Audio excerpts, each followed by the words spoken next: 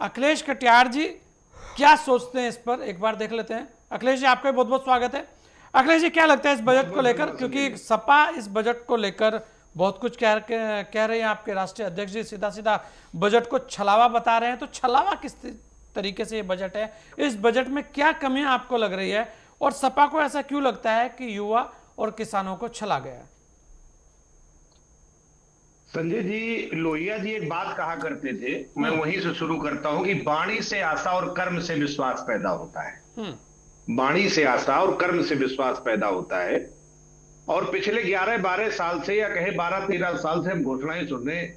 हम अंजनी साहब के बातों से मैं सहमत हूं, और उनकी बातों को मैं साथ में जोड़ के 2-3 बातें कहना चाहता हूं। आपने इस देश की घोषणाओं में स्मार्ट सिटी की भी घोषणा सुनी थी। आप उत्तर प्रदेश के कई जिलों जो बड़े शहर हैं, पर अखिलेश जी, अंजनी कुमार जी ने सहमति जताई है बजट के साथ।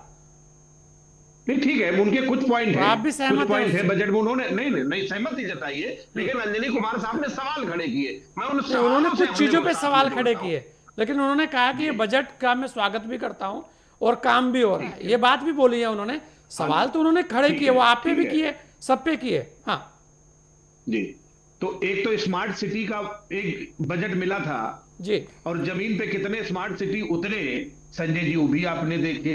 गंगा सफाई की घोषणाएं हमने कितनी बार सुनी। गंगा यमुना कितनी साफ हुई, आपने भी देखा। रोजगार की घोषणा 2 करोड़ की हमने सुनी, कई बजटों में देखी।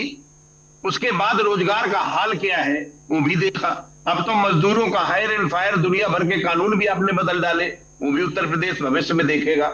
और दूसरी बात, किसानों पे जो बात हमारी बहन कह रही थी कि हम इतना, तो ये जो तोहफा बजट किसानों के लिए हम ये करेंगे, तो किसानों के लिए जो आपने कर दिया है, मुझे नहीं लगता कि 75-80 साल में किसी ने किया, और आने वाले समय में इसको याद रखा जाएगा।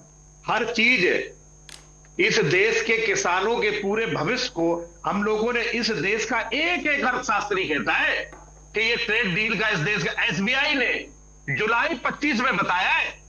ये अंजनी साहब भी इस बात को कंसीडर बात करेंगे अगर आप इसके हमारे बाद अवसर देंगे, कि एसबीआई की रिपोर्ट थी कि 1 लाख करोड़ से ज्यादा का हमारी अर्थव्यवस्था को नुकसान होगा।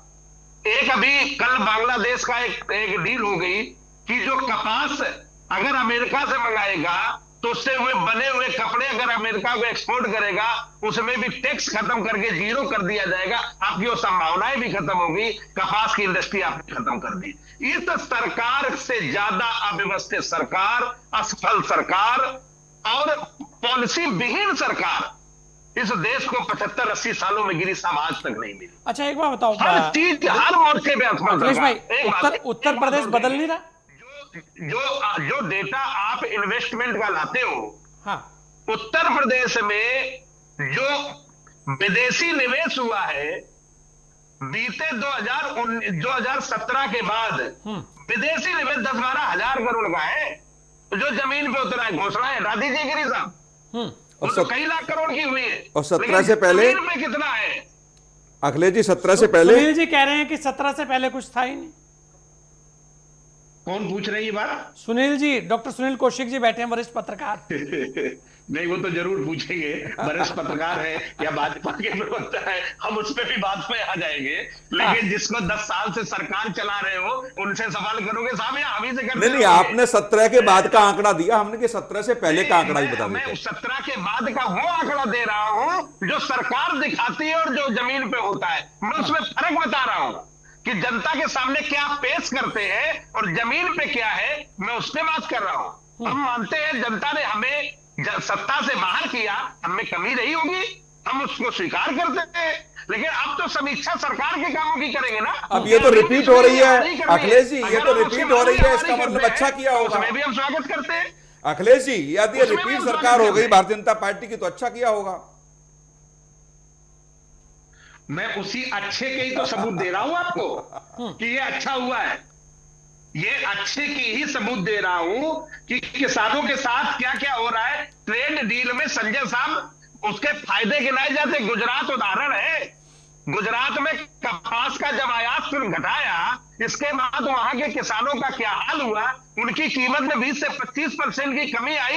ये पूरे देश से छुपा नहीं है, इसमें सब बात, इसमें हर आदमी इस बात को बता लेकिन देगा। आप देखिए अखिलेश हमने जी अपने कि आपने इतना बड़ा आंकड़ा दिया और गुजरात के अंदर तब भी लगातार वही लोग आ रहे हैं। आपकी बात गुजरात के वो किसान सुन ही नहीं रहे कि आपकी आय खत्म हो गई। यहाँ पर विपक्ष की आवाज दब क्यों जाती है? वहां तो गुजरात के अंदर नहीं, सुनिए। लगातार लगातार लगातार वो लोग मान के चल रहे हैं कि नहीं हम सुरक्षित हैं। मैं गुजरात का नहीं, उदाहरण मैं तो आपने इस दिया, बात के इसलिए मैं लिए आपको गुजरात में बता रहा हूं कि संजय विपक्ष साहब, की नहीं, इस आवाज मैं- को भी दबा दिया गया कि विपक्ष ये कह रहा है कि गुजरात का किसान जो है वो धरातल पर लग गया, मतलब वो जमीन में चला गया बिल्कुल, और उसके बाद भी वो किसान भारतीय जनता पार्टी को वोट दे रहा है वहां पर लगातार। तो इसे क्या कहेंगे अखिलेश जी? 10 सेकंड दे दे। नहीं बिल्कुल, हर आप ही को मुद्दे- समय दे रखा है, आपसे चल रही है बात। हाँ मेरे हर मुद्दे को आप इसलिए दरकिनार कर देंगे हम चुनाव आ जाते हैं। अगर ये ठीक है तो मैं इसको भी स्वीकार कर लेता हूँ, क्योंकि मैं अगर तो आप क्यों कह रहा हूं, हमारे मैं तो ये मुद्दे कह रहा हूं और चुनाव कि की जिस सफलता से जोड़ के हाँ। और भारतीय जनता पार्टी की इसलिए नीति सही है क्योंकि चुनाव जीत लेते हैं, तो ये भी मामला ठीक है साहब। अरे अखिलेश जी, अभी आपने कहा कि हमने कुछ गलत किया होगा इसलिए हम सत्ता में नहीं आए। आप ही कह रहे हैं जनता सर्वोपरि संजय है। साहब, अगर ये बात है, हम इन मुद्दों को चुनावी जीत, हम चुनाव अच्छा। जीत में SIR को नहीं मानते। अखिलेश जी हम क्या बोलते हैं, हम चुनाव आयोग की भूमिका पे सवाल खत्म हो चुके हैं। नहीं, लोग मर गए, उनके वोट खत्म हो गए, वो सवाल खत्म हो चुके हैं।